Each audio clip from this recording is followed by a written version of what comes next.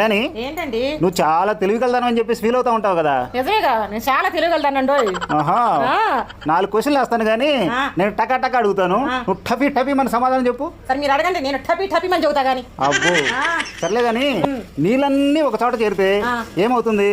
ఏమవుతుంది ఏంటండి? సముద్రం అవుతుంది. ఆహా సూపర్. 2 చెట్లన్నీ ఒక చోట పెరిగితే ఏమవుతుంది? ఏమవుతుంది? పెద్ద అడవి అవుతుంది. అబ్బో సూపరే.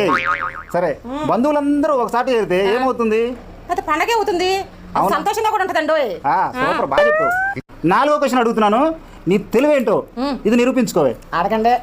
ఆడవాళ్ళందరూ ఒక చోట చేరితే ఏమవుతుంది? ఆడవాళ్ళందరూ ఒక చోట చేరితే ఏమవుతుంది? ఏమవుతుంది? ఫ్రెండ్స్, ఆడవాళ్ళందరూ ఒక చోట చేరితే ఏమవుతుందో మనకు తెలుసు. మీరు కామెంట్ బాక్స్లో చెప్పండి ఫ్రెండ్స్. ఏమవుతుందండి?